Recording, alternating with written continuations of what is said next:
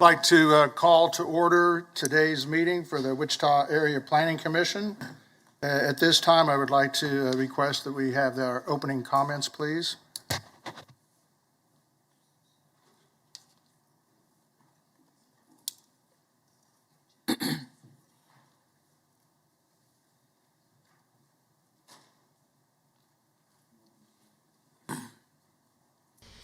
Before we begin the agenda, the Wichita-Sedgwick County Metropolitan Area Planning Commission and the Wichita-Sedgwick County Board of Zoning Appeals would like to take this opportunity to welcome everyone to this public hearing. For those in attendance, copies of the agenda for today's meeting, the public hearing procedure, and Planning Department staff reports on all agenda items are available in the lobby.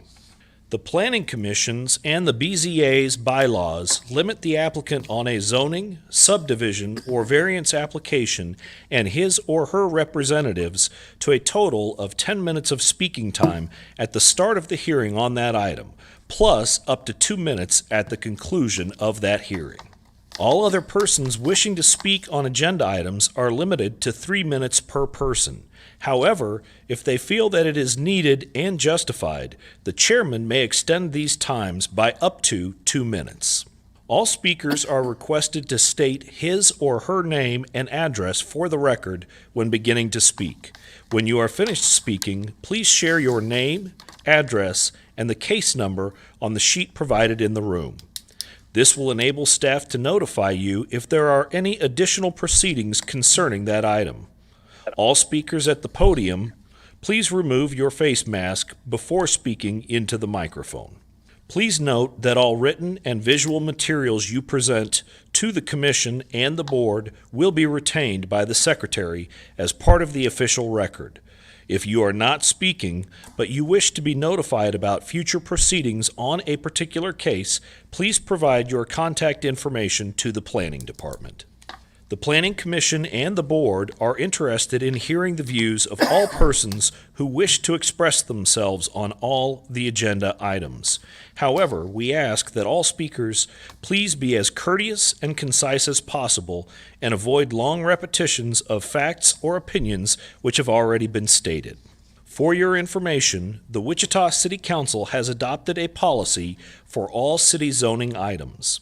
A copy of this policy is available from the planning staff. The City Council relies on a written record of the Planning Commission hearings and does not conduct its own additional public hearings on these items. The decision of the BZA is final. Any appeal of a decision of the BZA is to the district court. Thank you. At this point, I'd like to move the one agenda item around a little bit. I'd like to move item 6 on our agenda, not the adjournment portion of it, but the other matters portion of item 6. And I'd like to move that we bring that item 6 up to the first item on our agenda. And if I could have somebody second that? So, second. It's been moved and seconded to move item 6 to the front. Any questions or discussions on that? Hearing none. All those in favor of the motion, please signify by saying aye. Aye. Aye. Opposed, nay. The motion carries unanimously. I'd like to recognize at this point David Foster. David was a member of the Planning Commission for almost 14 years, and he gave 14 years of dedicated service not only to the Planning Commission, but throughout his career, he's given dedicated service to the entire city of Wichita. His attention to detail and his passion for the community are above reproach.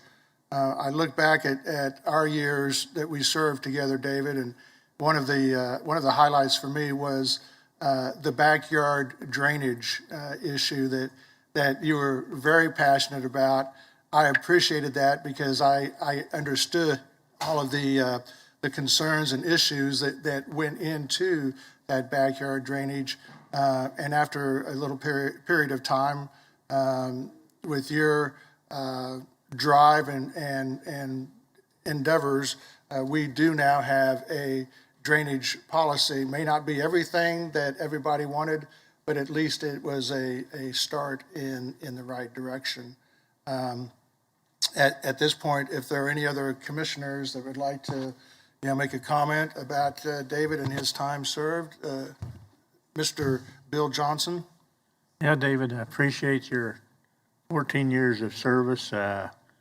You and I never agreed on every item that we ever had in front of us. But I will say we continued to work together and was friends, and appreciate what you've done as a commissioner. Yeah. This Commissioner is Warren? Joe Johnson. I'd like to say I certainly enjoyed my time working with Mr. Foster. I knew when he presented his side of the story, it was always well thought out.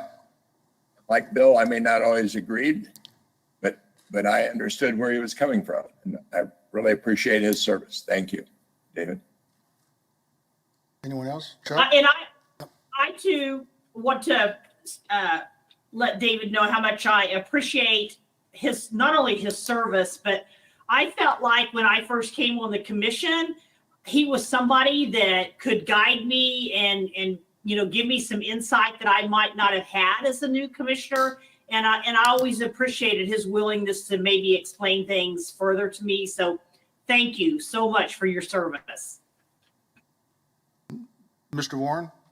Thank you, Mr. Chairman. David, when I first came on the planning commission, it was almost comical, the attention to detail that you had to grammar, the spelling, and I thought, what is this? But what I found as I got to know you, your attention to detail went into every aspect of what went on in this meeting, and I really appreciated that attention to detail. You would find things and see things that I did not see, and I appreciated that very much, and I appreciated the opportunity to be able to work with you. Thank you. Yes, Mr. McKay? David, I want to tell you how much I appreciate all the efforts that you've done over the years. It's really a great privilege of serving with you. And again, going back to the detail that everybody relates to, we may kind of miss that every now and then around here.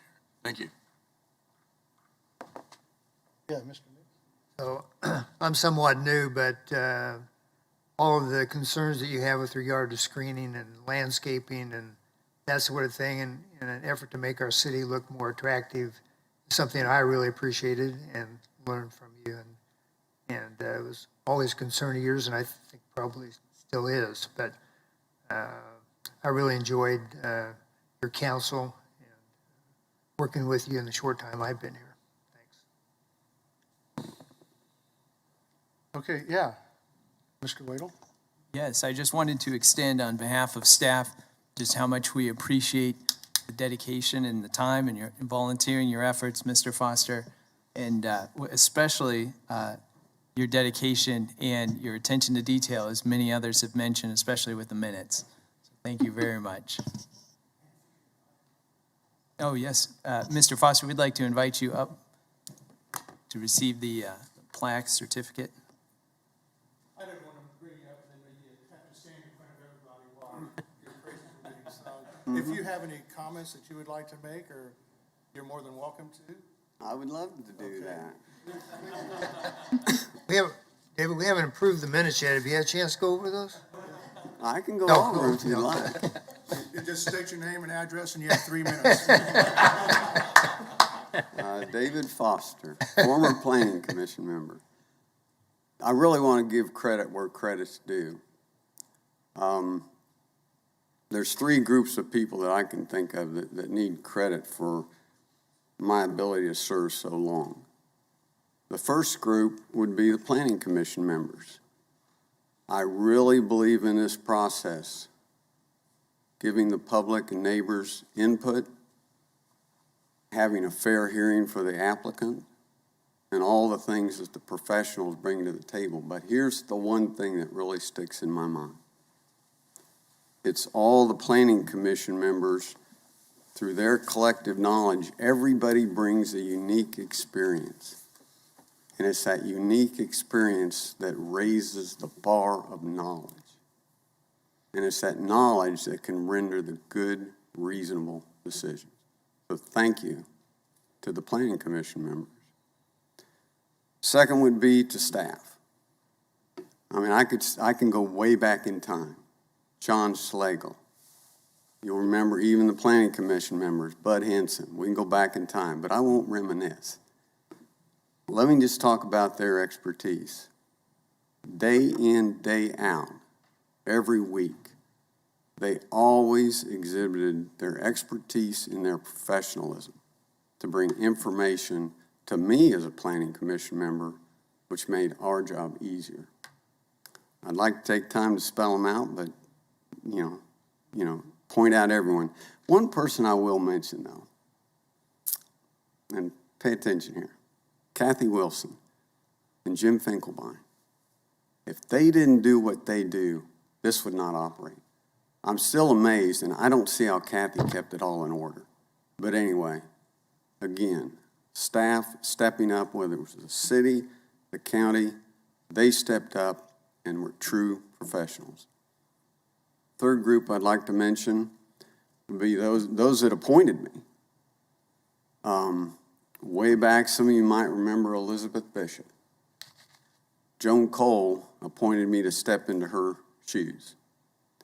Well, between Sharon Feary, Janet Miller, and now Cindy Claycomb, here's what I learned. If you watch those individuals, their commitment to listening to the public, the actions that they do in their jobs and listening to the public and executing good things for the community, that was a guide to me as a Planning Commission member to listen and listen very carefully.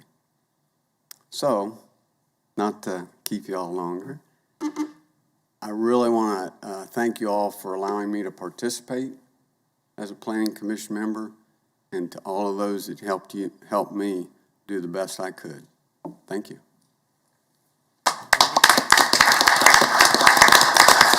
Your time has just ended, so just 3 minutes. And we have this clock here that you can hang on the wall, and you can always look up to that and remember those. Okay.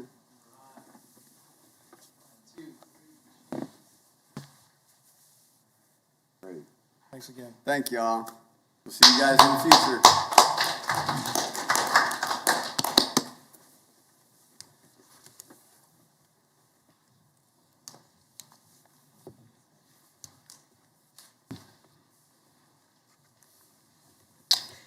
Okay, moving along, we have minutes from the previous meeting on July 8th. I show Commissioners Dool, Warren, Gross, and Florence to be absent on that day. Do I have a motion? Been moved by Mr. Hartman to approve. Second. Second by Mr. Joe Johnson. Are there any questions on the motion? Hearing none, all those in favor of the motion, please signify by saying aye. Aye. I Opposed, nay. Motion carries. We'll go through our agenda. First, we have item sub 2021-00027. It is the Barnhart Estates addition. Do we have anyone on the commission that would like to hear this case?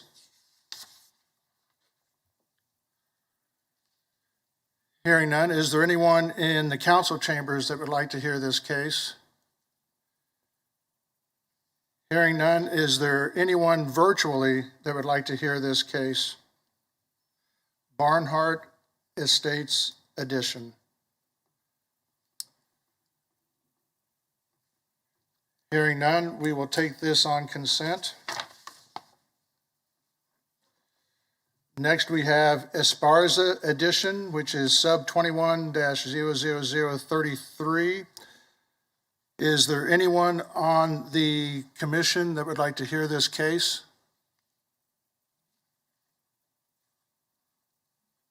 Hearing none, is there anyone in the chambers that would like to hear this case? Seeing none, is there anyone virtually that would like to hear this one-step final plat for Esparza Edition?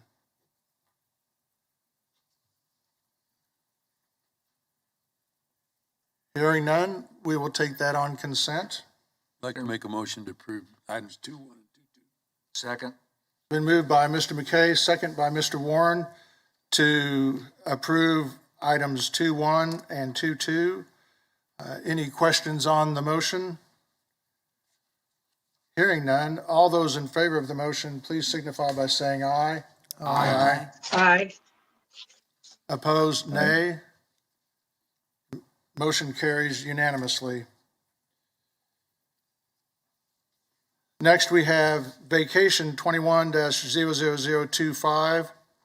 It's a city vacation of portions of platted wall easement, platted utility easement, and drainage easement by separate instruments located at 7918 and 7926 West Meadow Park Court. Is there anyone on the commission that would like to hear this case? Hearing none, is there anyone in the chambers that would like to hear this case?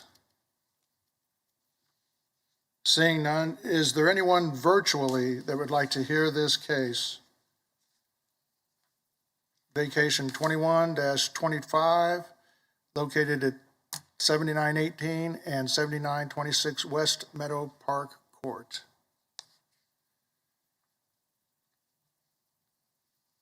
Hearing none, we'll take that on consent. Next, we have vacation 21-00027. It's a city vacation to reduce the platted 35-foot front building setback to 20 feet, located on the east side of Greenwich Road, approximately 1/4 mile south of Central. Is there anyone on the commission that would like to hear this case?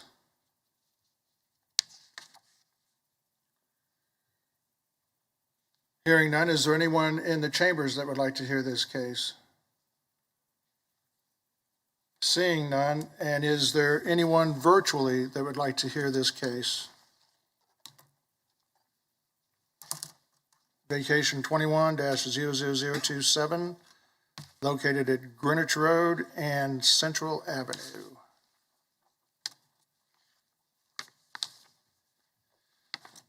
Hearing none, we will take that on consent. Item 3.3 has been deferred to August 5th. So I move for approval, items 3.1 and 3.2. Second. It's been moved by Mr. Hartman, second by Mr. Blick, to approve items 3.1 and 3.2. All those in favor of the motion, please signify by saying aye. Aye. Aye. Opposed, nay.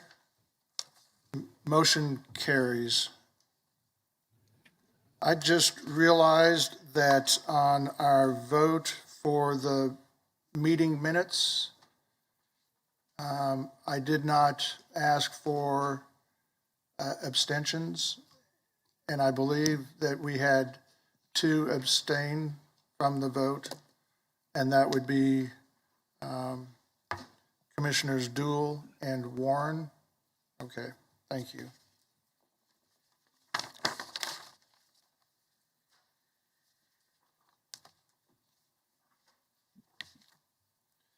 Next, we have Con 21-00031. It's a county conditional use for accessory apartment located at 3601 South 143rd Street East. Is there anyone in the commission, on the commission that would like to hear this case?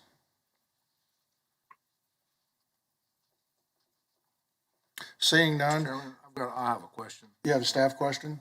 Okay. Is there anyone in the chambers that would like to hear this case? Is there anyone virtually that would like to hear this case? Hearing none, we'll go ahead and take that staff question now. Just a quick question. It talks about a portion of the building what portion, and what, if we approve this, would they have the right to do the entire building later, or is it, would it just be limited to what they're talking about now? As they have requested, it would be my understanding that it would be for the entire building on the accessory structure. Okay. Is there a reason why our wording says partial? That was probably what was written in the application, and I just took that out of the application. Mm-hmm. I know that the agent is back there reading furiously. Are we good to take this on consent? Okay, all right. That takes care of it. Okay. That was the question, and it's okay. So, did you have, Mr. McKay? I'm just saying, that's the case, just strike partial. Yeah, there you go. Okay. Next case we have is CUP 21-00039. It's a CUP amendment to DP 320, generally located east of 135th Street West and south of Kellogg. Is there anyone on the commission that would like to hear this case? Commissioner Green. We will hear this case. And then I guess we'll probably do the non-public hearing item, which is the presentation of the county capital improvement program. So, need a motion? I move to approve item 4.1. Second? Second. It's been moved by Mr. Bill Johnson, second by Ms. Miles to approve item 4.1. Are there any questions on the motion? Yes. Just a staff question on that one. That is for 4.1, and the discussion so far has been to strike the partial. Yes. As part of that, and I just want to make sure that that's included. That's correct. Okay. That was part of his motion. So, all right. All those in favor of the motion, please signify by saying aye. Aye. Aye. Opposed, nay. Motion carries.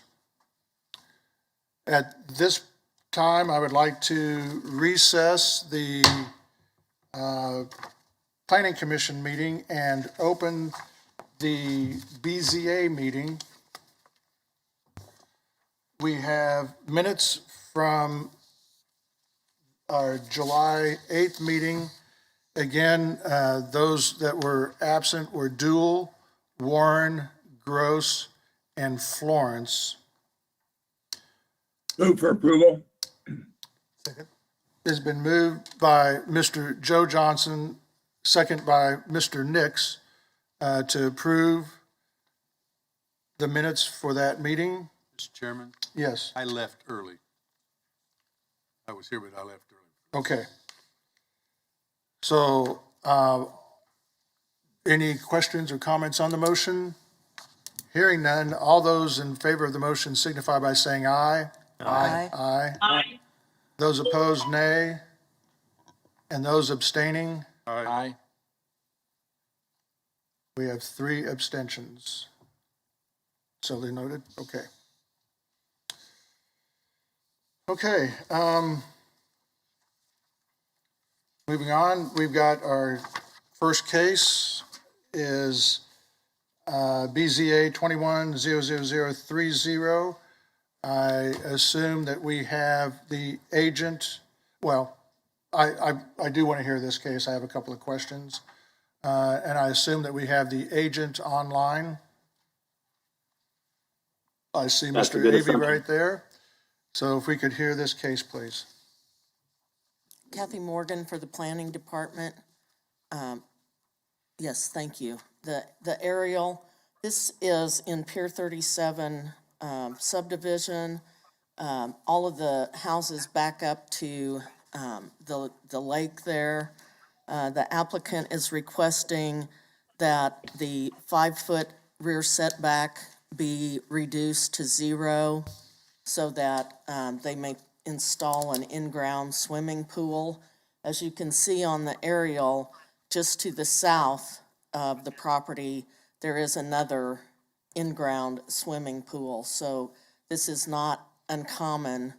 We don't see the whole subdivision, but this is not uncommon in that subdivision. And the reduction or the waiving of the setback will only apply to the swimming pool. The applicant will have to get all of the appropriate building permits and inspections. And staff finds that these meet the requirements of the approval or recommendation to allow a variance for the 5-foot setback to 0. Okay. Go through the pictures right quick if you don't mind. There you can see the aerial. It's in a mixed area of zoning. Next. It's within the new employment and residential portion as presented in our comprehensive plan. Next. This is the front of the house. Next. This is looking northwest at the rear of the house. Next.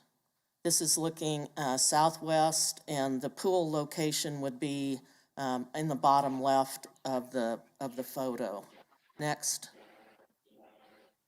This is looking northeast, and that would be across, the pool location would be between the patio and the lake. Next. There again, looking southeast, the same area where the pool location would be. Next. And this is looking across from the lake toward the east elevation of the house, rear the elevation of the house. So I will answer any questions. Do we have any questions for staff? Yes, Mr. Warren? In areas like this, normally we have fencing requirements around pools, but this backs up to a lake, so water is going to be around no matter what is due. We waive the need for fencing around pools in situations like this, or what is that? How does that deal? I'm going to let Mr. Cox answer that. The one to the south didn't appear to have a fence.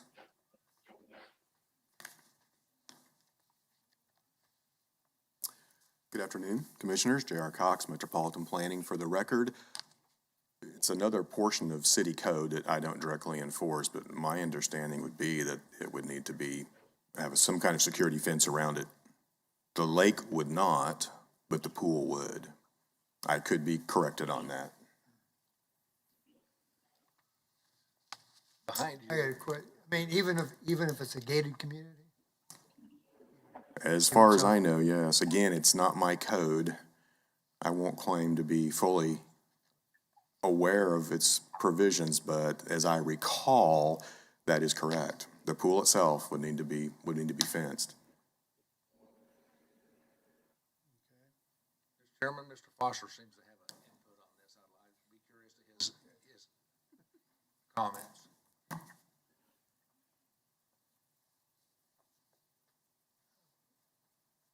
If you could, once again, state your name and address for the record. David Foster, 1415 East 2nd Street. No, as landscape architect, we get to design swimming pools on occasion, and my understanding of the policy and what we use is that the owner has a choice. If they choose to do an automatic pool cover, they do not have to do the fencing, but if they don't have the auto cover, then they do have to do the fencing. That's my understanding of the policy. And I think Mr. Cox here. I would concur. I wasn't thinking about the cover. The question was a fence, but the automatic pool cover, I think it has to meet a certain standard, has always been an option to that. I don't know that I've seen many. Most are just fenced. I've Are there any other questions for staff? I noticed on the site drawing that a portion of this looks like the concrete slab is actually extending into the Reserve B. Does staff have any comment on that? Or do we want to wait for the consultant? I would defer that to the consultant because that, the 5 foot goes right up to the edge of the reserve. And so, the zero, this property line is at the edge of the reserve. And so I would defer to the consultant on that. Okay. Any other questions for staff? Hearing none, if we could have the agent or applicant, and you have, state your name and address for the record, and you have 10 minutes. Thank you. Russ Avey, agent for the applicant with Baughman Company, 315 Ellis here in Wichita. As far as the apron goes, you can see that the properties that abut to the north and south, those properties are being developed, or as these homes are being built, there are retaining walls that are located approximately 10 feet into the reserve area via permission from the homeowners association. Since it's not a structure or anything else, it does meet the reserve language for what is permitted within Reserve A. It's just that their personal pool structures or any other type of accessory structures on these homes cannot be within. I'm sorry, I misstated. It's not Reserve A, it's Reserve B. But privately owned structures and buildings need to be on their lot, which is how we've seen this develop to the south and to the north. So it's kind of tricky to see. I think in your aerial, it'd be really kind of tricky to see, but there is a retaining wall on the eastern edge of the pool apron to the south. There is going to be a similar pool to the north. You can kind of see the undeveloped portion of the rear lot that's flanked on the west and south by concrete. That will be a swimming pool as well. There are steps that lead down into the beach area. There's approximately anywhere from 20 to 25 feet of shoreline or beach area between the lot line and the water's edge. So we're simply requesting something that has been granted on both the flanking properties as far as that goes. Every other type of building requirement that the MAPC has, whether that's an automatic pool covering or a fence around the pool structure, will obviously have to meet code. Okay. Any questions for the agent? Yeah, I've got one, Russ. On our agenda packet, it shows the lake portion, if you will, or Reserve B, to be a portion of the big slough. Is that accurate? Do you know? I believe so, actually. Yeah. Okay. And with that, are there any floodplain or floodway concerns with that area? And if so, the floodway issues, would that have any bearing on your retaining wall and pool apron? Certainly. So I got a little bit of a heads up that there was going to be a drainage type question prior to this afternoon's meeting, and was able to speak with our drainage engineer, Trevor Kurth, who mentioned that those retaining walls, nothing in the development that's inside the boundaries of Reserve B will impact the drainage plan that's on file with the city that has been approved several years ago when Pier 37 Edition was going through the subdivision process. So no, there should be no impact on that on those type of improvements relative to the capacity of Reserve B for drainage purposes. So the floodway is not going to be, if there is, not NFPA, but a FEMA floodway, there is not going to be any impact to that floodway as opposed to the floodplain. Sure. Let me see here real quick. I have this up. So from our lot, from the midpoint of Lot 5's eastern property line, we are approximately 45 feet from the floodway. Okay, The intervening 45 feet is primarily floodplain. But honestly, the majority of our shoreline, the beach part that's outside of the water's edge, between the water's edge and our east line of Lot 5, is actually out of the floodplain as well. okay, There's a small little area, basically to the southeast, there's a little bit of floodplain, but we're several feet away from floodplain on the other side of our lot in Reserve B. thank you. Absolutely. Are there any other questions? Hearing none. Is there anyone in the council chambers that would like to address the commission on this case? Seeing none, is there anyone virtually that would like to address the commission on this case?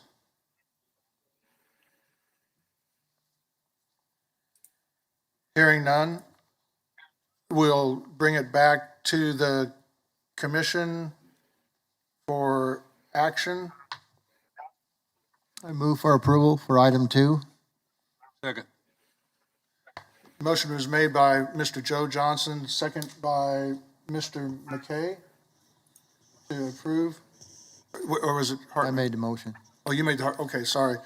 Motion was made by Mr. Hartman, second by Mr. McKay to approve these, to grant the BZA. Are there any questions on the motion?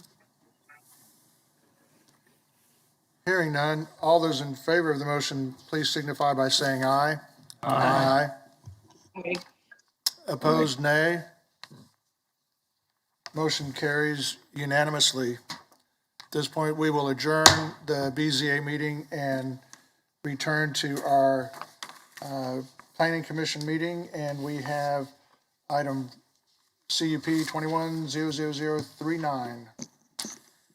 Yes, good afternoon, Planning Commission. Philip Zevenbergen with planning staff. CUP 2139, the applicant is requesting an amendment to CUP DP 320 to do several things. Number one is to eliminate parcel 7, including Reserve A and Reserve B. If you want to jump ahead maybe to the CUP image, yeah, that'll work. So currently, as you see on the screen, the portion in the southeast corner or the lower right-hand side is parcel 7. You see Reserve A and B. This is currently in the CUP. They're requesting to remove it from the CUP. They're also looking to permit an off-site billboard sign along West Kellogg. They're also looking to allow storage units as a permitted use on parcel 8, which is right here. And finally, they're looking to align the CUP with the recent replat, which is the Dugan West Kellogg Commercial 3rd Edition, which is this parcel and then parcel 6 and parcel 8. So before I go any further, there's going to be 2 different things we're going to talk about in terms of plats. There's the one I just mentioned, the 3rd edition. There's also the 2nd edition. Reserve A and B that they're removing from the CUP are part of the Dugan West Kellogg Commercial 2nd edition. There's a Reserve A, and it's this little piece right here that's part of the Dugan West Kellogg 3rd edition. So when we're talking about the billboard sign, which we'll get to in a minute, they're requesting it to be located in Reserve A of the 3rd edition, which is this little piece right here, which is just a little landscape median between the entrance lanes for the egress and ingress into the area. So it's very easy to get confused between the two because there's 2 different reserves we're talking about, but Reserve A for the billboard is this little piece of land right here and not the Reserve A that's being taken out of the CUP. So just want to clear that up before we get into the meat of this. It's pretty self-explanatory there regarding what they want to remove. They want to remove this piece of land out of there. They actually are looking to include a separate piece of land and rezone it at a future date for multifamily development, but that'll be a different case coming in the future. The second request is for the offsite billboard. I mentioned that it's going to be in this reserve right here. General provision 6D will be amended to permit the sign. It is limited to 35 feet in height and cannot exceed 400 square feet. And it does not need to be set back from the property line. One of staff's recommendations for this is that that provision be, that the language in that provision be to include that it has to be a pole sign. If it's a pole sign, we don't have any issue with it being not set back. That way they cannot build a monument sign. Issue with that is sight lines when you're trying to leave. You don't want a sign right up to the property line that you can't see through. So that's one thing, and part of staff's recommendation is that language include the fact that the billboard would have to be a pole sign. Thirdly, the applicant is requesting that it be aligned with the plat. You can basically, what you see on the CUP is what the new plat looks like. There's not a lot of extra detail to go in there. They just replatted it. And so what was the CUP needs to just align with what the new parcel boundaries are and stuff like that. Pretty standard fare. And finally, and probably one of the biggest things about this is on parcel 6, they're looking to build a self-storage unit warehouse. So that use will need to be added to the CUP language as a permitted use.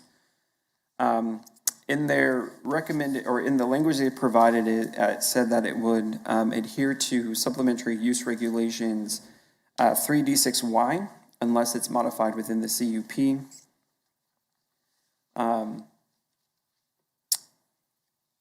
The supplementary use regulation number 7 is required 1 parking space per 8,000 square feet of storage plus 1 employee. The concept plan, which I think if you go one more, we have the concept plan here for, go back then for the pictures.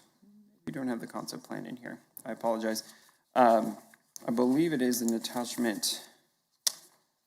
Yes, on page 19 of your guys' staff report packet, we do have the concept plan. I apologize, we did not get it part of the show for you. But the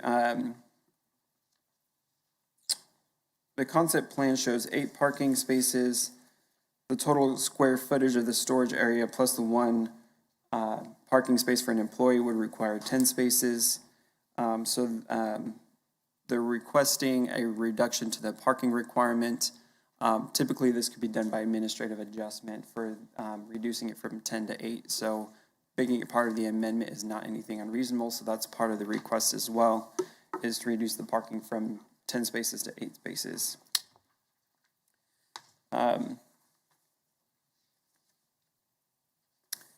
Property to the north, if you want to go to the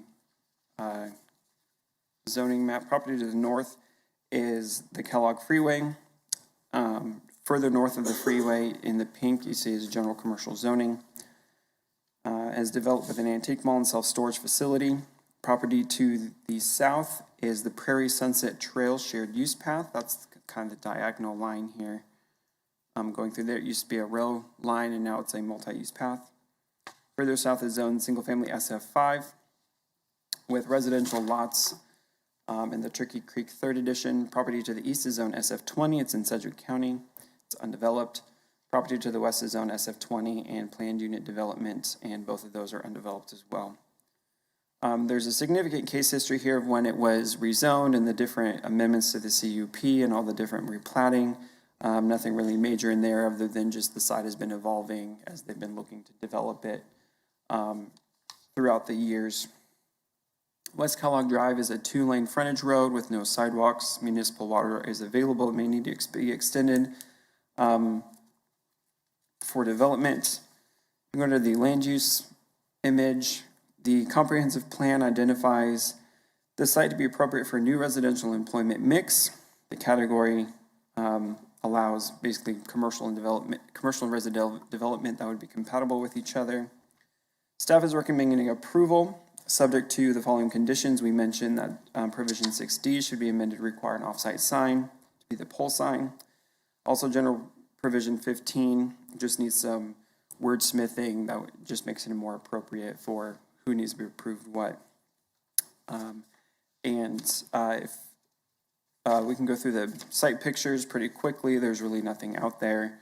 Looking southeast, you can see it's undeveloped. Next picture. This is looking across the freeway at the self-storage facility that's already there. Next picture. This is looking to the northeast. Kellogg Frontage Road is in front. You can see the freeway after that. Next picture. This is looking to the northwest. Kellogg Frontage Road, and looking, next picture, looking to the southwest is also undeveloped. I can stand for any questions. Do you have any questions for Philip?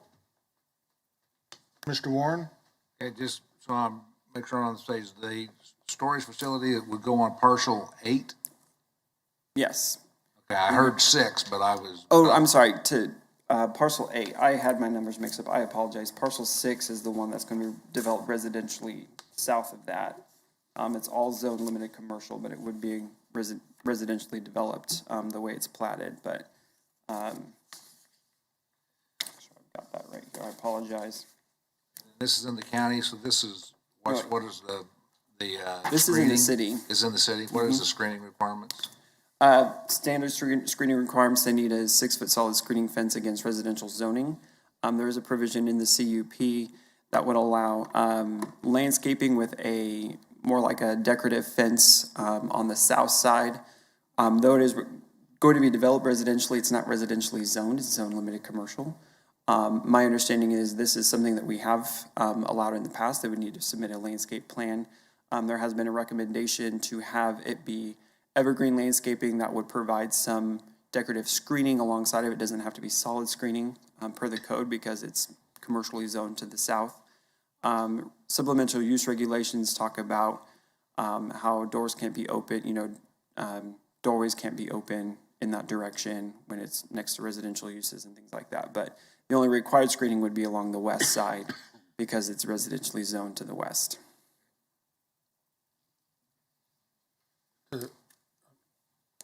The zoning to the west of the storage units, that's residential? It's SF20. To the west, okay. And then across the street, it's also residential, is that not correct, to the east? It's within the CUP, it's all limited commercial. So if you look, the storage unit would be approximately right here on your screen. All right. This is the SF20 zoning, so they would need a screening fence here. Okay. This is where they're looking at doing residential zoning, yeah. residential development, but it's zone limited commercial. So the code screening is not required because it's not zoned residentially. Okay, it just, the plat that is accompanying that, I know that they can do anything over there. It just appears that it's residential, but it's commercial. Okay. Yep. Thank you. Any other questions for Philip? Hearing none, if we could have the agent or applicant. And you've got, if you could state your name and address for the record, and you have 10 minutes. Afternoon, Phil Meyer with Boffman Company, agent for the applicant. I think Philip did a good job of going through the staff report, so I'm not going to be redundant. If you have specific questions over anything Philip brought up, I'll be glad to answer those. I do have one item that we forgot to address when we filed this CUP amendment.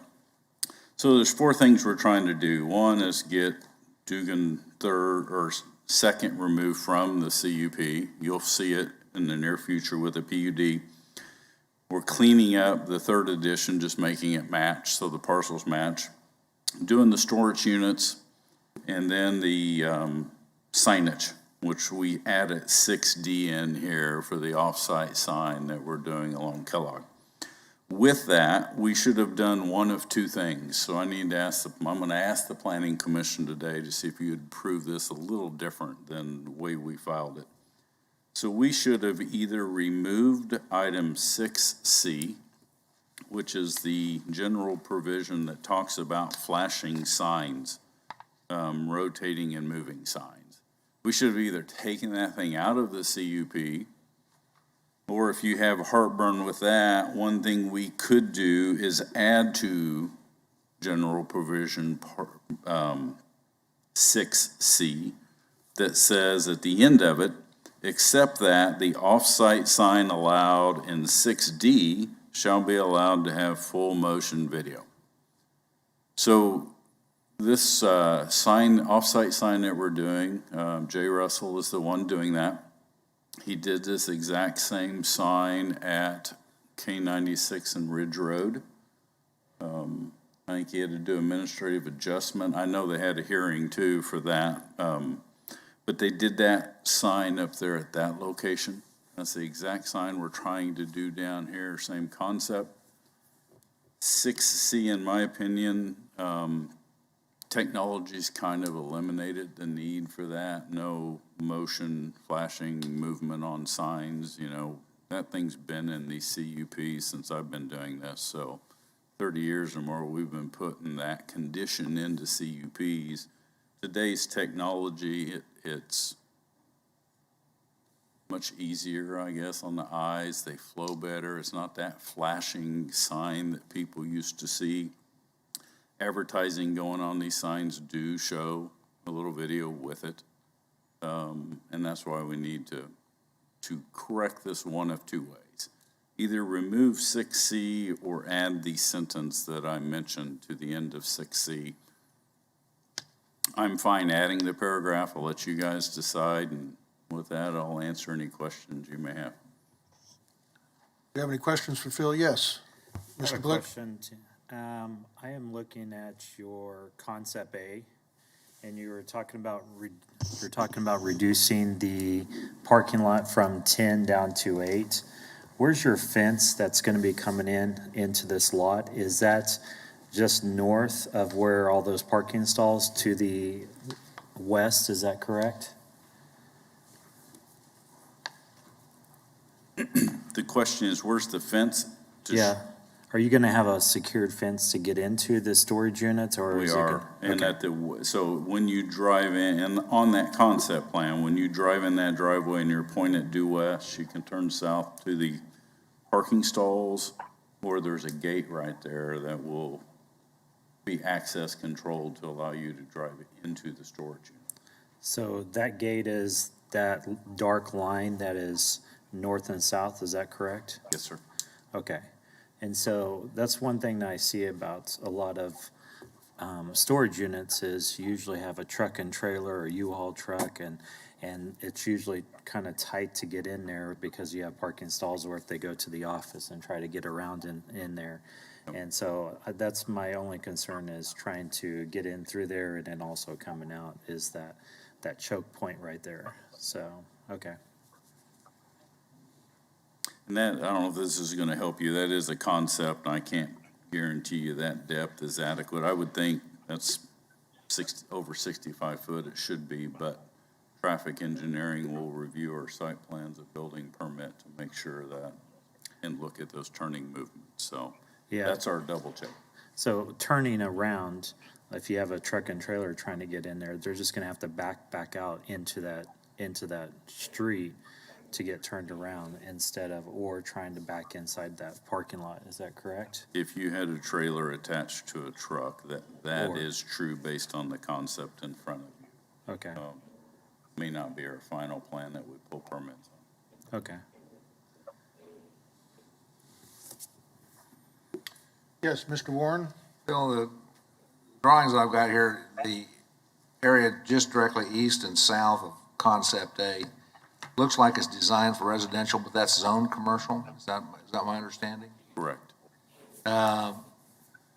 Is there anything that would keep that from going? I mean, I guess my problem is go with a screening based on commercial, but if this does go residential, is there anything that would require this to be screened like it was residential?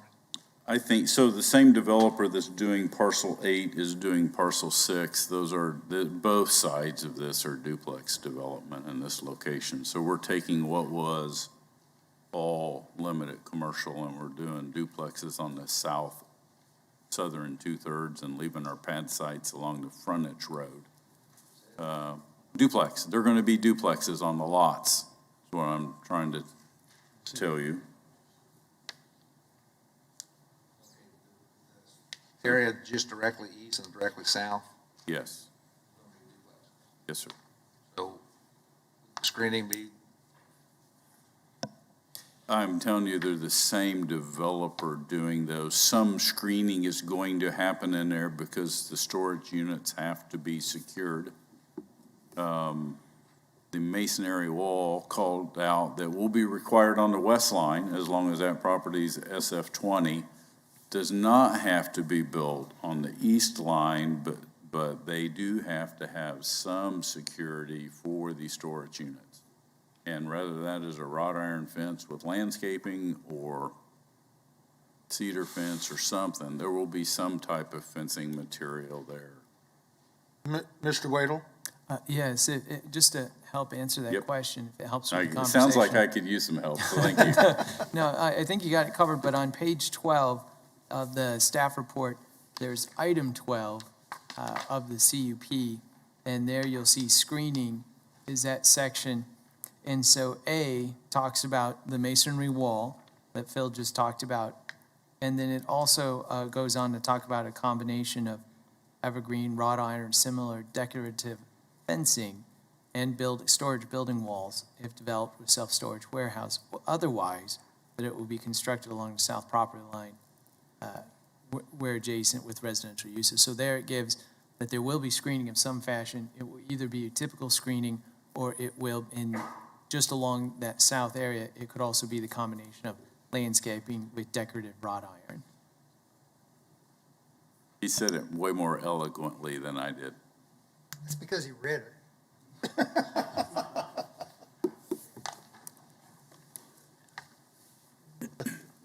Sorry, Scott.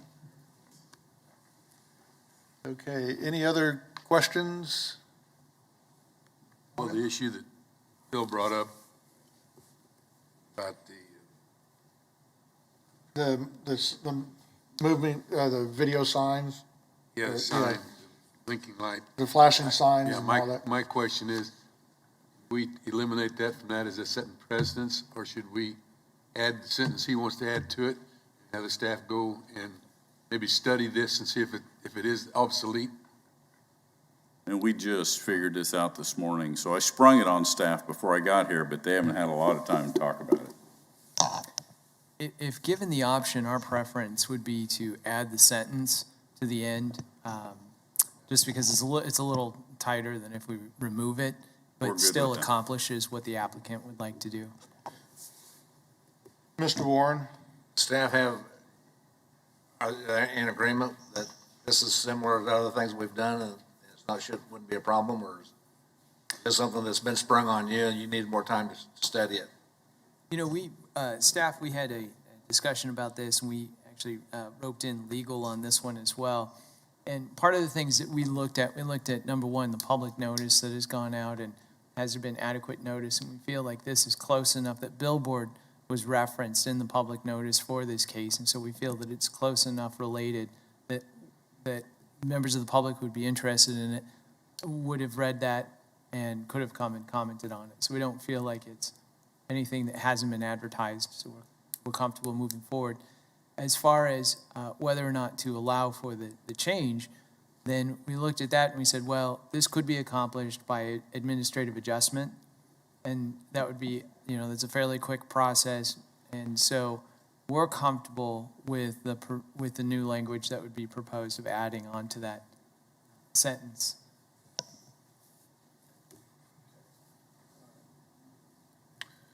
Thank you. You bet.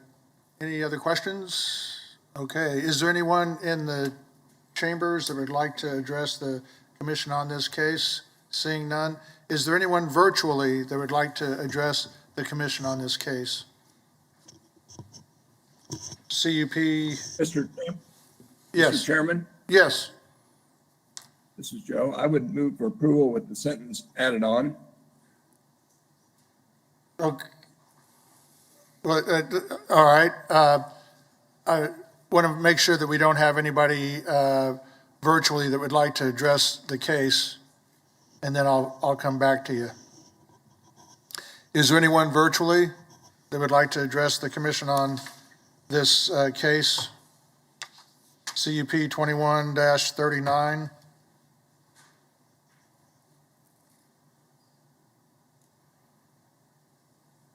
Hearing none. Okay, we'll bring it back to the commission. Mr. Johnson, Joe? I'd move for approval with the sentence added on to the end.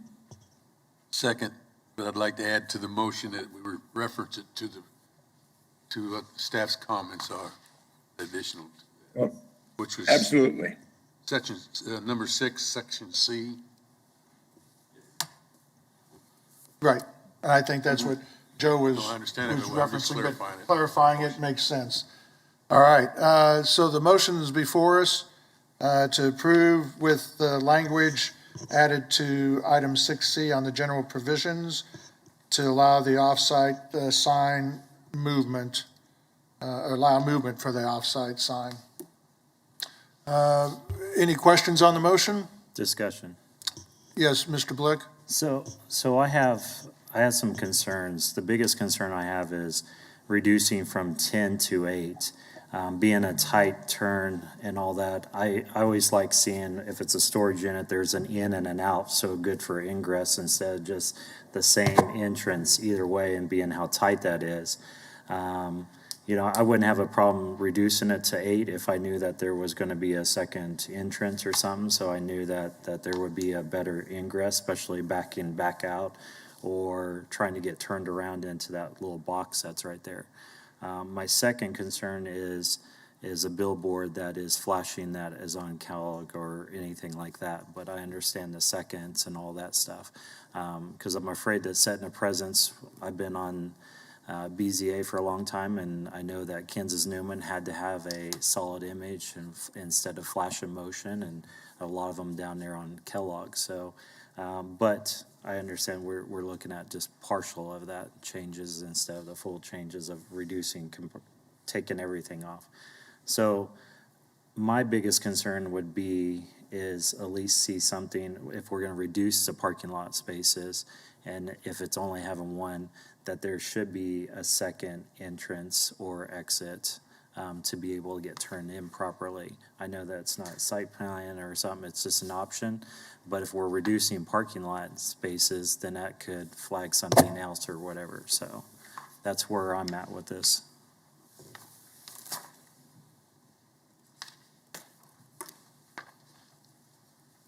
Okay. I know that the agent addressed that somewhat with this is a concept Correct. drawing, and no guarantees that that's what the final layout is going to be. I just hate to reduce parking lot spaces if it's just a concept more than anything. You know, if we're reducing from 10 to 8 in a minute, if we don't have a guarantee of what it's going to look like and we're just reducing parking lot spaces, then I have a problem with that. Without knowing exactly what we're going to be seeing. If this is just a concept, then I say we take the parking lot and leave it at 10 spaces. But that's just me. I don't know if someone can convince me one way or the other on that. I just hate reducing. It's almost like a cart before the horse type of thing without actually seeing a site plan and all that. I look towards our veterans that could maybe, Mr. McKay, Mr. Warren, you guys, I look for your leadership on this, and or am I just looking into this too much? Mr. Warren? I share some of the concerns. I would make a substitute motion that basically would be the same as the original motion, except require the original 10 parking stalls. And I would second that. Okay. All right.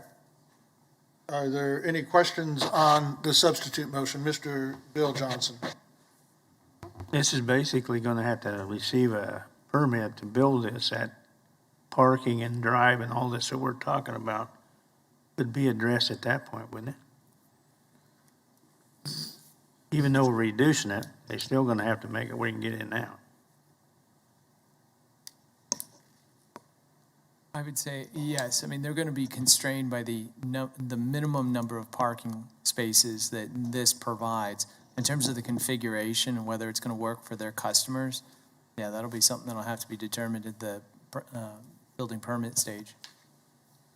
So I think the answer to your question was, the substitute motion is to require a minimum of 10 parking spaces opposed to the 8 that's been requested. And then the layout is just going to be what it is when it comes to the building permit process. Is that, did I rephrase that? Okay. Clarification, as a motion either or is it two entrances and then go back to 10? Just back to 10. The substitute motion is for a minimum of 10 parking spaces. The ingress and egress is not a part of this That was motion. Mr. Blick's concern, was the 2 entrances, turning radius it takes to get in and out of there. I'm not ready to talk about that because there's too much unknown on the fly. That's why I disagree. That's why I'm just saying, let's just keep it at 10, and that's all I'm worried about. Philip's got a question. Yes, Mr. Hartman? Oh, yes. Philip. Before we go through and assign a specific number, knowing it is a concept plan in terms of how much storage, the parking requirement is based on the amount of storage square footage. So I would suggest not putting a number of parking spaces that are minimum, but maybe wording it such that the minimum is based on the code. That way, if their amount of storage changes as their concept changes before they build it, then, they might reduce the number of storage square footage. So then they would only have to be requiring 8. Or they might have more storage depending on how it lays out, and then they would have to require more. So instead of assigning a number, the 10 spaces is based on how much square footage of storage the concept shows. If the concept changes and they reduce the amount of storage, then the parking can reduce accordingly and still be in line with the code. So that's just a suggestion. Instead of assigning a number, maybe just stating that, their minimum parking requirement has to meet the code. Clarify my substitute motion. Second. Okay. Line with I'd like to hear from the applicant. Okay.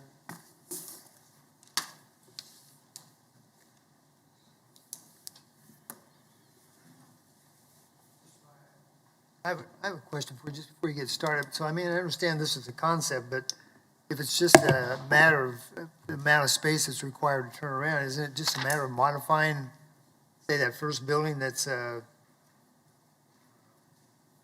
50 by 90 becomes a 50 by 70, just as an example, to give you an additional 20 feet to turn around inside the area as opposed to backing out? Is that what we're talking about or not?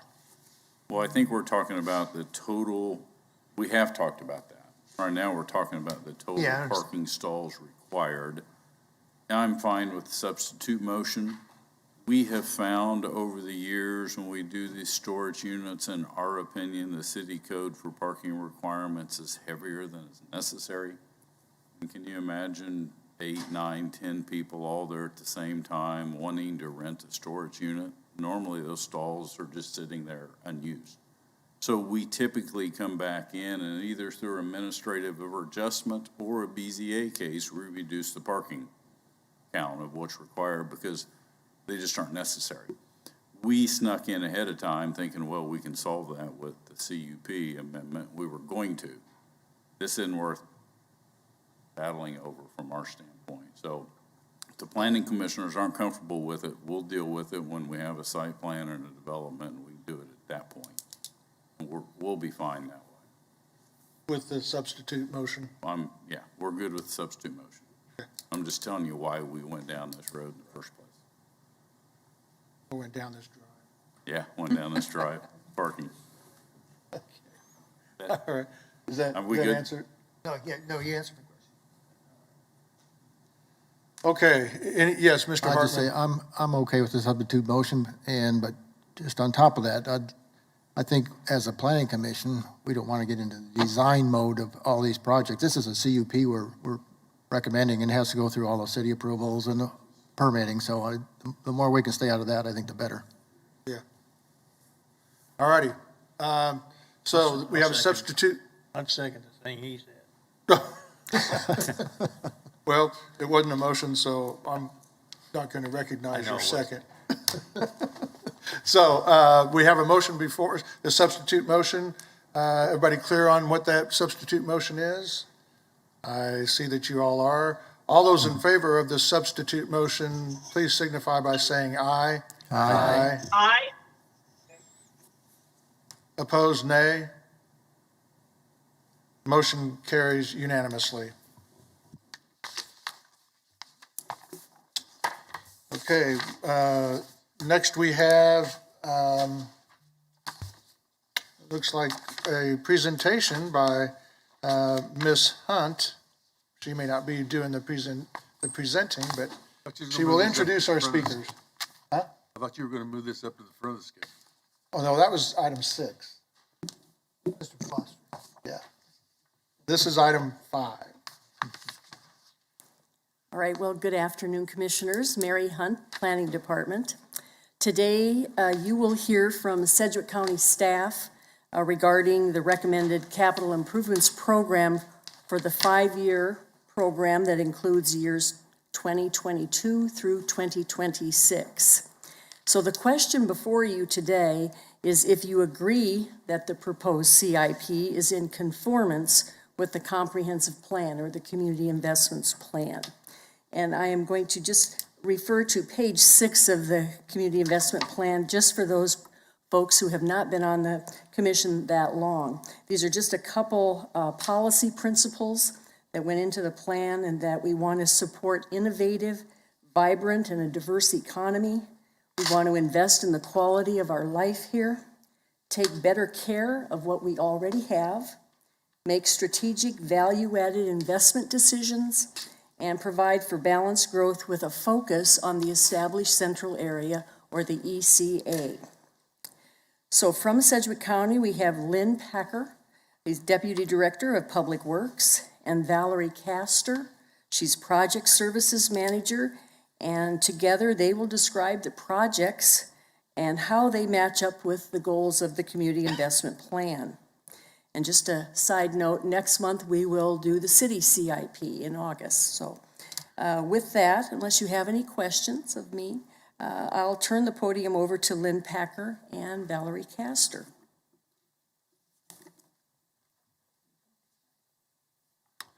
Welcome, Lynn.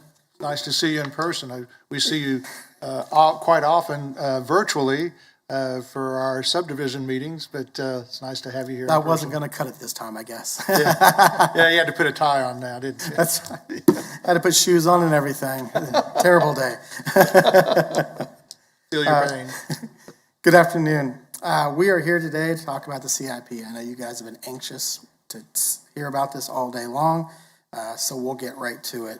What we're basically going to do, Valerie and I are going to talk to you about just the county portion of the CIP, and we've broken it up into 2 sections, road and bridges that I will cover, and Valerie will cover facilities and drainage projects, and we will do our best to make this as clear, concise as possible for you. Next slide, please. Just real quick to note, these are the dates for our CIP process and adoption. We've already presented on July 8th to the Advanced Plans Committee. Today we are, and then after that was our first presentation to BOCC. That was last week. We have the presentation to you today, and then we will have the first public hearing at our BOCC meeting on August 5th. The second public hearing will be on August 25th, along with the budget adoption, which will occur after that on the same day, August 25th. little bit of a crunched season with budget adoption this year with everything. We're a little bit later, in fact, we're even later in August than we normally are for budget adoption. But we're making it work. Next slide. What is our capital improvement program? For those that haven't been here and aren't aware, we basically meet one of two criteria for our CIP projects. It's got to be new construction, expansion, renovation, or replacement of an existing asset that has a total cost of at least $50,000 over the life of the project. Or it needs to be major maintenance or rehabilitation, again, of an existing asset that has a total cost of at least $25,000 and an economic life of at least 5 years. Next slide. The CIP process starts with a CIP committee that prioritizes as a group all of our projects. Our projects are ranked according to 13 weighted criteria. They're on the slide in front of you. Just as a highlight, some of the stuff we look at is synergy with other CIP projects, a demonstration of it being a public benefit. We want to make sure that we have projects that are a reduction of recurring costs, like maintenance costs, things like that, repairs, attainment of BOCC goals, and response to public demand, etc. Next slide. So why are we here today? Today we're going to provide information about the county CIP to justify a finding by the MAPC that we are meeting the community investment plan goals. At the end of the presentation, we're seeking a determination from MAPC that the county CIP conforms to the current comprehensive plan. Next slide. The current comprehensive plan was adopted by the Board of County Commissioners on January 20th, 2016. And that is the current version that we are basing our CIP on right now. Next slide. So we'll go on in now and talk about the roads and bridge projects that we have slated and highlight what we're doing with that part of the CIP. Next slide. Just as an overview, county infrastructure is comprised of 609 miles, which is almost 1,300 lane miles. We have 603 bridges that we maintain, 18 miles of bike and ped paths, and about 13,000 signs that are all part of our infrastructure. Next slide. We have 4 major categories in public works projects. Those are maintenance projects, enhancements, expansion, and quality of place. And we have projects that hit each of those categories. Next slide. Under the maintenance, we have, I will just note that maintaining our roads and bridges makes up the bulk of our projects. That's what we're all about. We have the infrastructure already in place, and we're maintaining that infrastructure that is already there. We do such action as preventive maintenance. Maintenance can include some minor enhancements on those projects. Most of our bridge replacements, for example, we're replacing a bridge with a like-sized bridge. That's considered maintenance. It's not something new. It's maintenance of that structure. So all those projects and the bulk of our projects really do fall under maintenance. Next slide. Under enhancement, we have infrastructure that includes widening bridges, adding center turn lanes, and left turn lanes, making roadside improvements are all considered enhancements. Under expansion, next slide, that's our third category. That includes reconstructing roads to, for example, a 2-lane road going to a 4 or 5-lane road, and constructing new roads or bridges where they don't currently exist. We don't have a lot of that. Most of our roads are already there, but every once in a while we come across an extension or something, or a bridge over a new river, or over the river, where one doesn't exist now. Next slide. Under quality of place, that's where we're talking about things like hike and bike paths, sidewalks, area park improvements. Those are all projects for quality of place. Next slide. So with our infrastructure, we have 2 main goals. and that is to perform preventive maintenance every 6 years on our roadways that we maintain, and then replace our bridges on average every 50 years. I will note that we are looking at modifying the bridge goal. Currently, a $4 million bridge replacement is a single bridge, as is a $400,000 bridge replacement. That puts us really behind the 8 ball a little bit with that, because it's 1 for 1, and we can't do nearly as much more additional projects when we have that $4 million bridge on our CIP for a year than if we had that $400,000. So we are currently looking at a different matrix that takes the size of the bridge into account. For example, we're looking at doing maybe the area of the deck and looking at that's something we have data on, and we know we have this much deck area of a bridge, of bridges total, and in order to get that done in an equivalent 50-year average, we can break that up, and that will help us. So we'll get a lot more credit for doing a 700-foot long, 4-lane wide bridge than we would a 25-foot wide, 2-lane structure. And that will help us a little more even keeled with our projects. Next slide. The proposed changes for 2022 over what was delivered to you in our past year. As a reminder, our CIP is a 5-year rolling CIP.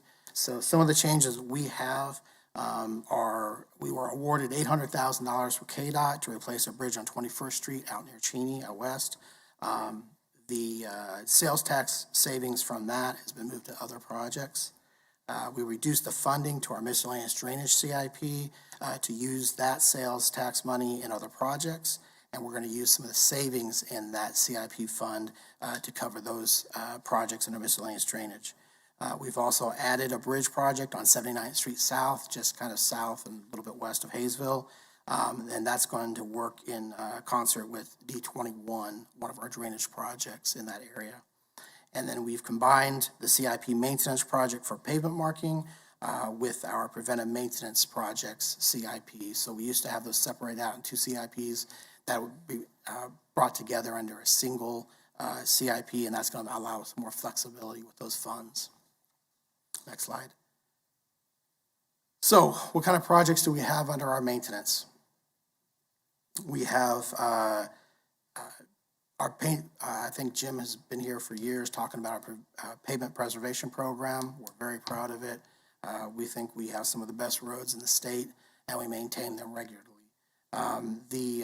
We try to stretch right now every 6 years on touching the road in some way, and we have and that ends up being about 210 lane miles a year that we will maintain or touch in some way. Some type of maintenance occur every 6 years, and that's at a cost of over this 5-year CIP of $48 million. We'll also spend about $1 million on right-of-way and utility relocation needs, and about $2.8 million on various culvert replacements and repairs. Next slide. When we talk about maintaining our bridge system, we have 4 rehabilitation projects that will be constructed in 2023 and 2024.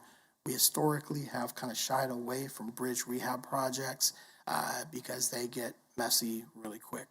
Once you get into seeing what's underneath that deck and seeing what's in there, it opens up just every possible issue that can be out there that we can finally see and we need to address. And so they get expensive real quick. But we do believe that we are on the cusp of coming up with a program that I'll talk about here in a little bit that will help us with that. But we do have 4 rehab projects that are in this CIP with a total spend of $6.8 million. But it's those projects are a significant savings over replacing each of those structures with an in-kind structure. The goal is to get 20 years of life additional out of each of those structures. We've programmed 16 bridge replacements in this 5-year CIP at a cost of $15.3 million. The new CIP project that I mentioned earlier that we were working on for rehab, that has been introduced starting in 2025. This is a project that will repair multiple bridges every other year. So what we'll end up doing is we'll have a year of design, and then we'll go into construction, and then the next year of design, construction, and just have it cycle like that. And what the goal is, for example, bridges can last 70 to 100 years. However, components of that bridge may only last 10 years. Like, for example, the expansion joints that you find at each end of the bridge and sometimes intermittent, those only last about 8 to 10 years. So maintenance is needed. That is often one of the first things that's kind of just delayed, and you can get away with it. But what's happening is you're getting ice and salt and water down on your bridge cabs, your abutments, and that's causing deterioration there. Nothing that's going to happen overnight, nothing that's going to happen in a couple of years, but in 20, 30 years, you've got to do some pretty major maintenance. So our goal is going to go in there and do some of the more minor maintenance, something that we might be able to tackle 4 or 5 bridges a year, and do light maintenance at a reduced cost that will allow us to save money in the end and do fewer major rehabs. And when we do those major rehabs, we won't have as much to do. Maybe it's just a matter of just, mill and replace the deck, increase the guardrail, things like that, make some patches. So there are a total of 21 bridge projects identified in the 2022-26 CIP. Next slide. So under enhancement, as you're aware, the North Junction Gold Phase 2A is started. It's under construction. 2B, Gold Phase 2B will follow next year. We've programmed $5 million in 2023 and another $2.44 million in 2024 to cover our portion of those construction costs. We're still evaluating the gravel and cold mix replacement program that we have had for several years. There is $5.5 million that has been budgeted for that over the next 5 years. We've reallocated $1 million of this program in both 2023 and 2024 to cover the cost of the North Junction project. That obviously is eating a lot of our funds in our CIP for that large project. Projects R353 and R354 were previously delayed and are scheduled for construction in 24 and 25. These projects will make needed safety improvements along Ridge Road from 53rd Street all the way up to 85th Street. Basically what we're doing out there is there's very little to no shoulder along that stretch of Ridge Road, and we're going to be adding shoulders and softening the forward slopes of the ditch and improve the safety along that corridor. Again, under enhancement of road, for the next slide, we have projects R348 that will pave a half-mile stretch of 135th north of 53rd Street to serve the increase in truck traffic generated by the Maze Industrial Park. We have projects R356 and R357 that were introduced last year's CIP, and these projects make a significant enhancement to 61st Street and 151st Street West. That is over by the new Element ICM plant, an Element that does ethanol production. They are bringing in local farmers that are delivering corn and other plant-based material that is used for production of ethanol. So those trucks are coming in and out 5 to 6 days a week. We are increasing those roads to industrial standards, increasing the shoulders, thickening the asphalt and the concrete out there to be able to handle that additional load. Project R359 will pave a half-mile gravel road to serve the new 470,000 square foot cotton distribution warehouse in the Clearwater Business Park. That project will be similar to what we did for Element ICM previously a couple years ago in that half-mile stretch. That is also the project where we received that $800,000 grant from KDOT.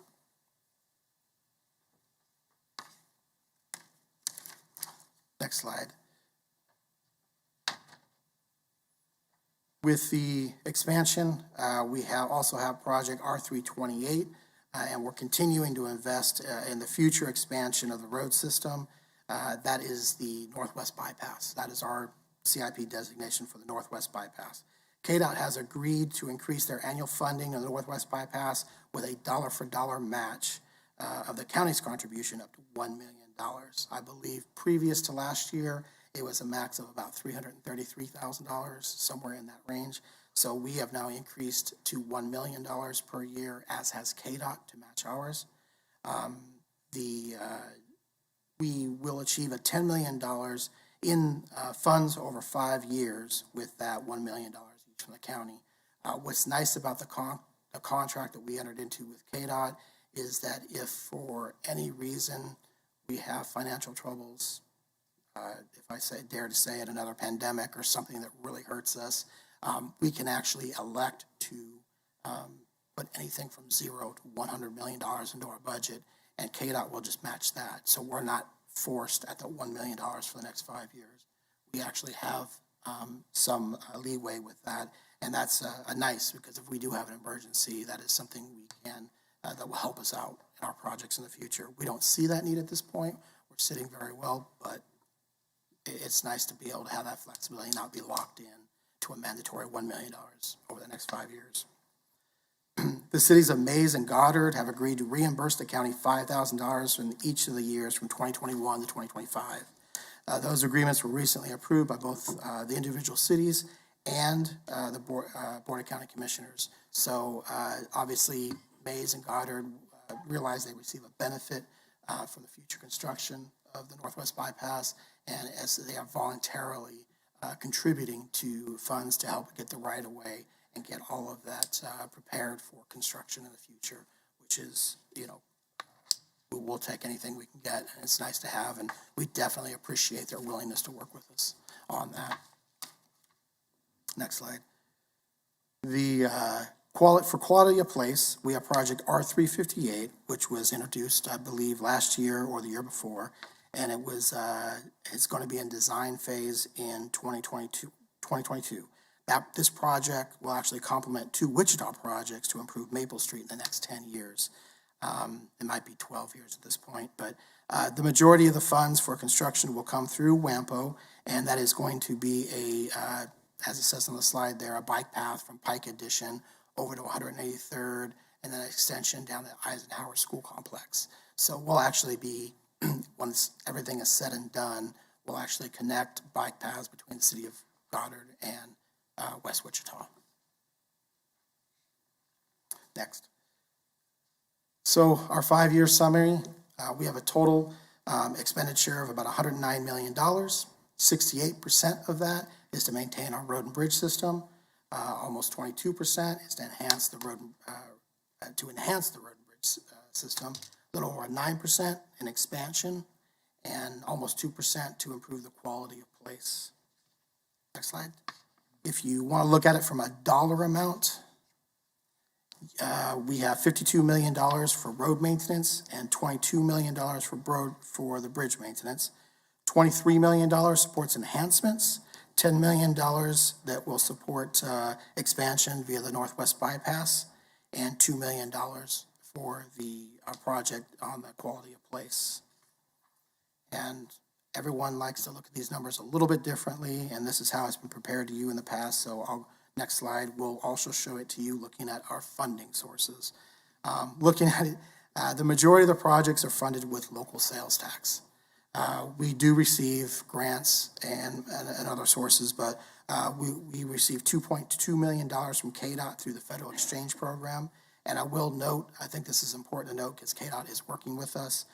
In 2023 and 2024, that amount, that $2.2 million is being increased to $2.44 million. It's a 10% increase. Usually when you do the Federal Fund Exchange Program, there's a 10% reduction to be able to kind of shortcut some of the KDOT and FHWA requirements. It's usually at 90/10s. It's a 10% cut. Because we are going to use those funds on the North Junction, it's a 100% use. So there's no reduction in funds for us, and that's something KDOT has done, and so our money's going further by using it, those funds on the North Junction. In 2023, there is, if you look closely at the slide, you'll see that there is an other funding source that consists of $2 million in savings from our 2020 precautionary reduction and $611,000 in change from our CIP savings that was allocated to the North Junction. We ended up in early 2020 cutting out $2 million of our CIP as a strategic move just in case. Early pandemic, didn't know what was going to happen. Initial forecasts were that we were going to be hit pretty hard for the next 5 years before we can get sales tax money to the point where we're at in 2019. So we took $2 million out precautionary. Turned out that everyone was at home and shopping on Amazon and everything else, and sales tax did not decrease as much as we've actually been able to. 1 month might be a little bit down, next month is a little up. So overall, I think we're up 3.3%, and we were able to pull that money back into the CIP and use that, and that's going into the North Junction project. So next slide. Talking about the community investments transportation. We have two main goals that we hit with our transportation projects, and that first one is maintain the safe, cost-effective, and reliable transportation system that strategically supports the economic growth, vitality, and quality of life aspirations of our community. Next slide. We feel that our CIP does meet that first goal. When we speaking for the transportation projects that we have in there, we have already considered. We have a transportation program and infrastructure that's already considered to be in good condition. $97 million is proposed to be spent on those roads and bridges over the next 5 years, and that represents 89% of the total requested funds, and that's just to maintain the good infrastructure that we already have. Next slide. The community investments, the second goal for the transportation within the community investments plan is to improve and increase the movement of goods, people, and information with better connectivity and mobility options in the community. Next. We feel that the second goal is met with a proposed CIP that will invest in the Maple Street bike path and along the long-range planning of the Northwest Bypass. The proposed bike path will connect paths in Goddard and Wichita, as I mentioned, and the Northwest Bypass will create a new route simplifying connections between eastern and western Sedgwick County. So again, we believe that we have adequately met the two goals there. And what I'm going to do now is, before I come back up here to talk about our request, I'm going to have Valerie Castor, our project services manager, come up and talk about the facilities and drainage projects that are also part of our CIP.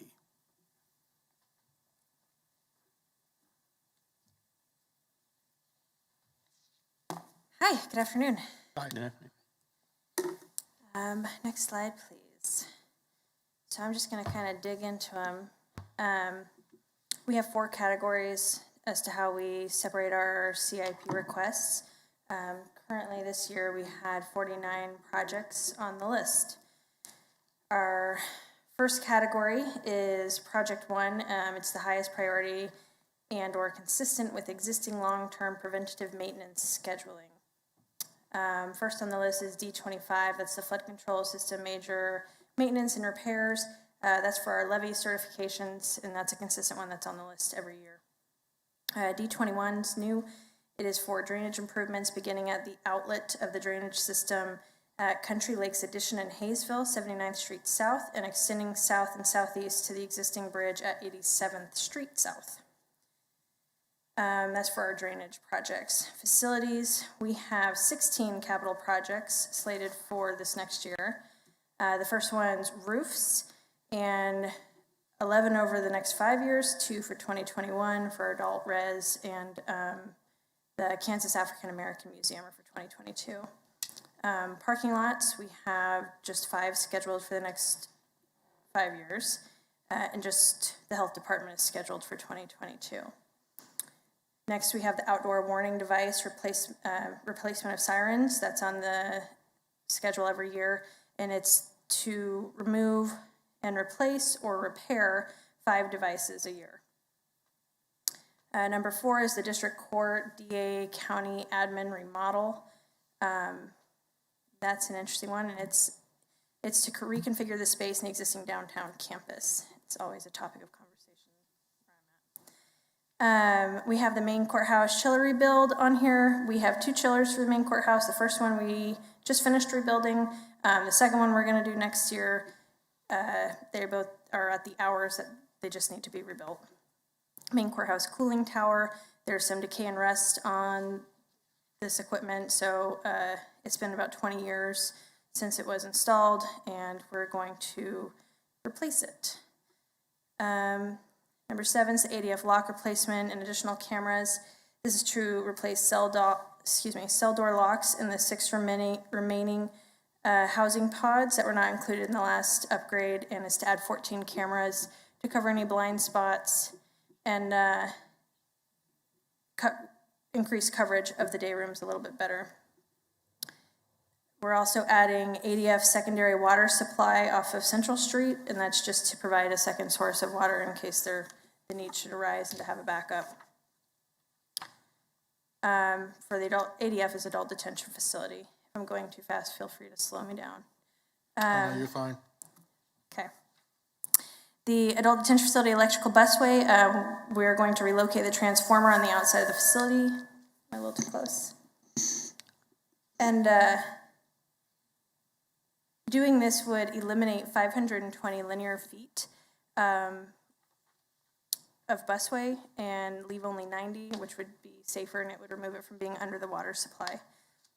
We're looking to remove and replace the adult detention facility's light poles and replacing them with LED fixtures. They're rusting and starting to fall apart, and it's starting to become a concern.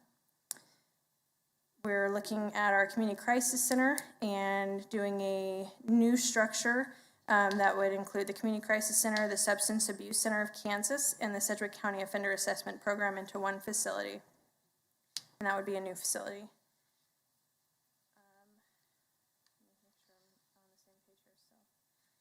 Oh, thank you. We're looking at the peer housing, and this would be for a new program with CompCare, and it would be 2 homes, 4 bedrooms each, to provide behavioral health support and guidance to self-submitted clients 24 hours a day. Our household hazardous waste facility needs an expansion. They're currently taking on more than they were designed to take on, so we would look at adding 6,000 square feet to the north side of that facility and renovating the interior. The 911 remodel building, 911 building, we were looking to remodel. We'd be removing existing offices in the conference room and replacing it with 26 workstations, adding 18 new ones, and doing a whole new fancy underfloor electrical system. Our health department, we have a phase 2 for carpet flooring to remove and replace. There's 19,000 square feet of selected areas where carpet was just really worn and torn and needed to be removed. The health clinic on West Central, we're looking to purchase and then renovate and expand it to meet their growing needs. Next slide, please. Oh, that one should have been before the last 2. I was wondering where that went. Next slide, please. These must have gotten out of order somehow. Okay. Next we have category 2. It's not as urgent or defined as category 1, but should be on the short-term horizon. So we have 12 submittals that were placed in 2023 and 2024. The first is the Regional Forensic Science Center DNA Lab addition. This would be expanding the building to house a new DNA lab for evidence screening and forensics analysis. Then the current lab would be repurposed to accommodate growth in the toxicology and firearms labs. The second one is Emergency Preparedness Warehouse. This would be a new facility designed to equip and receive, distribute, and house emergency preparedness. Kind of self-explanatory. The next one's the EMS garage facility. This would be a new facility as well to store ready storage units in compliance with state regulations. 6 bays for ambulances, storage, training, and equipment maintenance. We have the health facility upgrades. That would be, includes a lot of things. LED lighting, replacing ceiling in some areas, painting HVAC updates, electrical updates, fire alarm updates, just a little TLC for the building. Courthouse police access control replacement. This would just be updates to our access card reader software that we use in our facilities. Lake Afton Park Pavilion. This is a entertainment venue that people can rent. It's seen a lot of wear and tear, and so this would be to clean it up a little bit and make it a little nicer for people renting it. Let's see, Sedgwick County Park, Cottonwood Shelter, kind of the same situation. It's a venue we have for rent, and it just needs a little TLC. And then we have at Sedgwick County Park also replaced the Playscape rubber base. It's gotten very worn, it's getting kind of hard, and we want a nice soft place for the kids to play, so this would be to remove and replace that. Okay, let's see, next slide, please. Ahead of myself a little bit. Lake Afton Park Playground, we have a broken playground structure. We cannot repair, the manufacturer is no longer in business, so it functions, but not like it's designed to function. So we'd like to replace that with a new ADA compliant structure soon-ish. The DA, partial model of the DA juvenile building to create additional storage space on the second floor for case files that are used in our child in need of care cases. And then we have the main courthouse exterior brick, just needs to be reglazed every now and again. That's coming up in probably 10 years for review, a little less than that. The historic courthouse, same thing, limestone building. It's got deterioration, it's got biological matter, so we need to replace and repair deteriorated stone, which I'm gonna need some sign off from Kathy on that at some point. Next slide, please. Yeah, that should have been at the front of those. Next slide, please. All right, category 3. These are projects that are on the horizon. They have a lower sense of urgency, and we have 14 of those that are being placed in years 2025 and 2026. We have the EMS access control, and this would be to add card readers and surveillance cameras to all of our EMS facilities for obvious security reasons. The next we have fire storage. This would be a new storage facility for 2 reserve engines and 1 reserve tender and 2 reserve squads and their associated equipment. JDF cameras. This would be to upgrade the recent system we installed to include we did not have the record audio as a part of that, and we'd like to add that for the areas of the facility where residents would be present. Public safety building parking lot. This would be to secure the parking lot just for the staff that works there. It's 24 hours, 7 days a week facility. And so obviously they need a little security getting in and out. Red brick restrooms at Lake Afton Park. This is 2 submittals, yeah. It's 2 separate facilities, and these are just other park facilities that are just kind of, it's 40 years old, it's worn, it needs some TLC. We have gazebos at Sedgwick County Park that are also older, need attention. We're looking to remove and replace those. Next slide, please. Okay, EMS Post 1. This space is currently leased. It's in a building that could be changing ownership at some point, so we have this under review for potential relocation.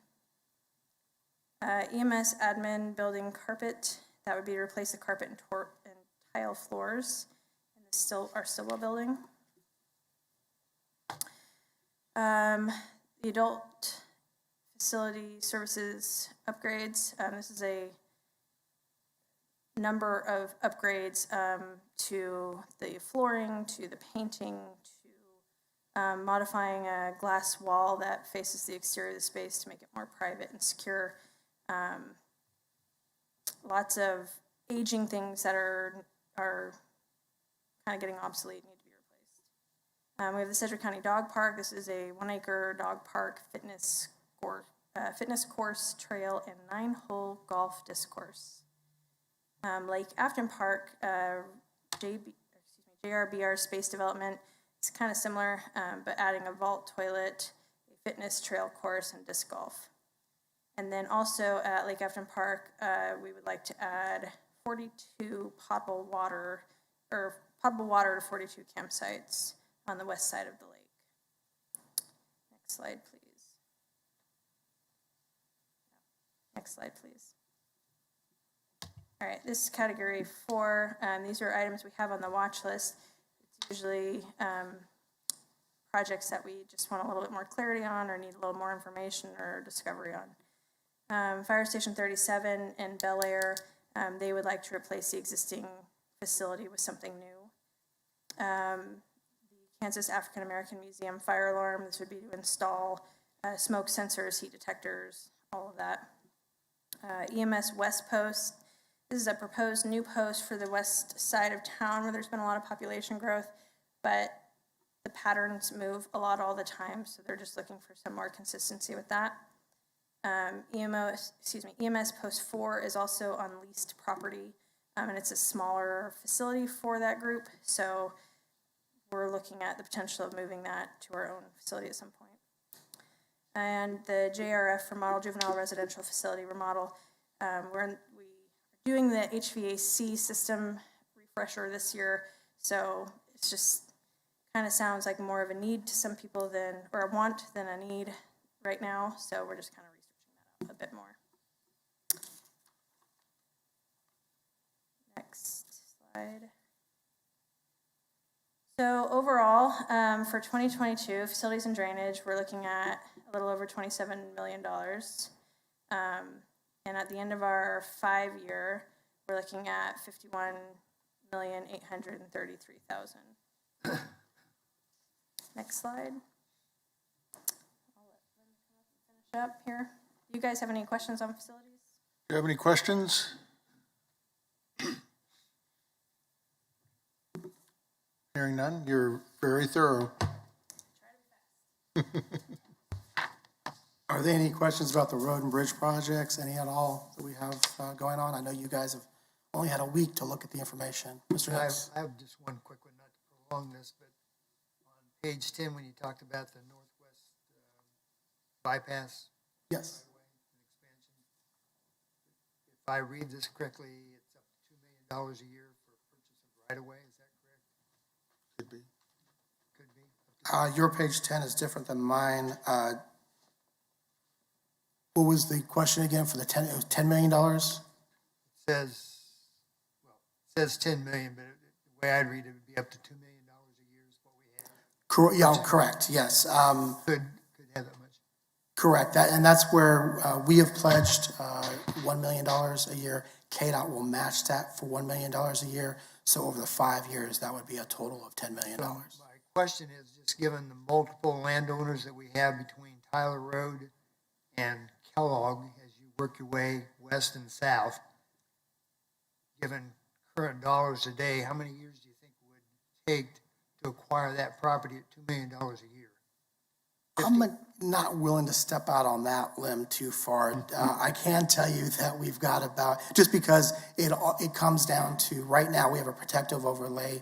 KDOT is working with a developer and one other parcel. When we have those protective overlays, what happens is KDOT, in this particular case, we notify KDOT that there is a land for sale or there is a developer looking to develop or do something.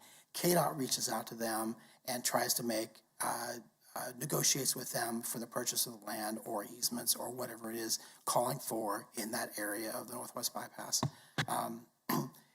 So it really comes down to, at this point of the process, people voluntarily willing to sell the land or provide the easements for the bypass. Once we have a fund of money, which we do, I don't have the numbers with me, but we have spent, I think, almost $20 million on right-of-way already, and on buying just right-of-way out there and getting it. And I want to say, I hesitate this, but I want to say like 47% of the right-of-way is there, but that number could be, definitely could be inaccurate. So once we get further down the line or we get toward the end of the projects, that's where we may be approaching those who haven't come forward voluntarily to inquire about obtaining right-of-way for those projects and using those funds that we have acquired for those purchases. Does that make sense? That's okay. I mean, you have multiple owners on the west side. I don't want to prolong this, but it's not like you have Coke on the east side where you're just dealing Correct. with one landowner. I mean, you're Correct. dealing with and maybe hundreds. I don't know Sometimes how. we're getting an acre. Sometimes we're getting 20 acres. It's as the land becomes available. I just wanted to get it done before I die. That's all I'm asking. And I wish I could tell you that was going to happen. This has been on the books for a long time, and it will be there for a while. And we have another one that our Kansas River Crossing, 95th Street. You guys are going to be hearing more about that in the years coming up. That's going to be another one that's going to be like the Northwest Bypass that is probably at the beginning of a 20-year process of planning and right-of-way and going through.